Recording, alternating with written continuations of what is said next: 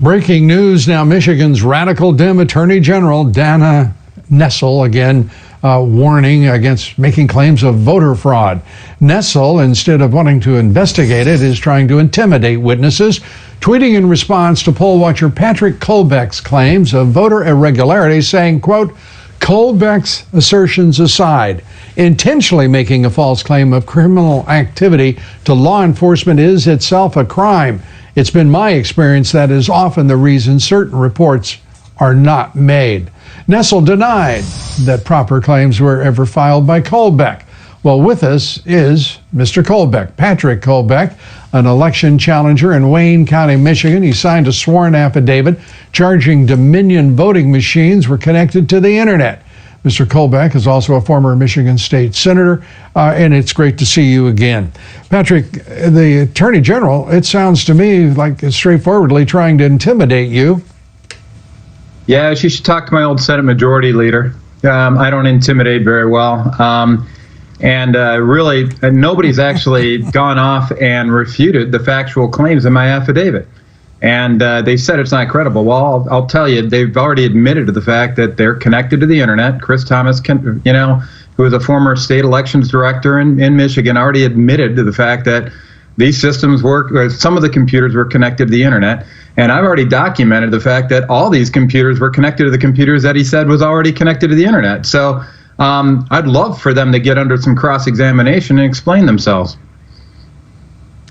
Well, that hasn't happened, but what has happened today in Pennsylvania, a prominent expert on voting machines and PSYOPs and cyber warfare himself, Colonel Phil Waldron, informed the Pennsylvania Senate that there is no transparency, as the previous witness in today's hearing had noted, as to how the voter information is processed.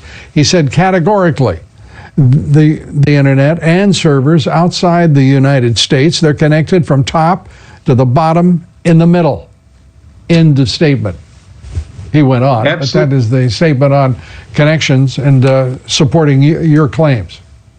Yeah, that's exactly why it's so concerning that I observed that these computers were connected to the internet. I mean, once you've done that, I mean, the key word that we're going to be hearing over the next few weeks when all these legal battles go through is going to be the term chain of custody. And why the internet connection is so important is because tabulators, the actual computers that are counting the votes, were connected to the internet.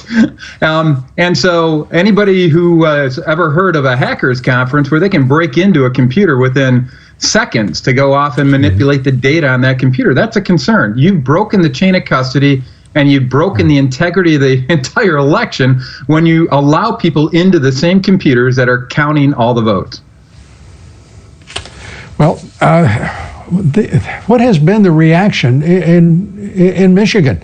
The Republicans have seemed to me to be very quiet.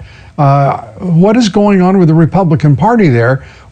Some of us watched the irregularities, like in Detroit, putting up cardboard in front of windows so the poll watchers couldn't see, the public couldn't see what was going on.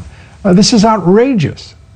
It is, and I was there, so I saw that. That's how I observed the internet connections. We observed a lot of other infractions that were happening as well, and I look forward to their day in court. But I don't know about you, I was very encouraged by what I saw with the Pennsylvania state legislators. That's what I'm hoping will happen all across the country. I know in Arizona there's going to be some hearings along those lines coming up here soon with my good friend Rep. Mark Fincham. And also, we're going to have hearings in Michigan on Tuesday, December 1st. So there is some sign of life there, frankly. But my biggest concern is that's really starting to address only the presidential election. There's a lot of down ballot issues that I'm concerned with as well.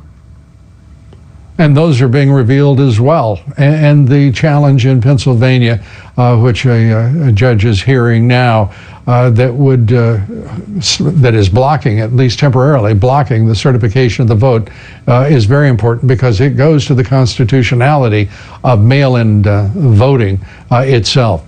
Patrick Colbeck, we thank you for being with us, and we wish you lots of luck and look forward to talking to you again soon.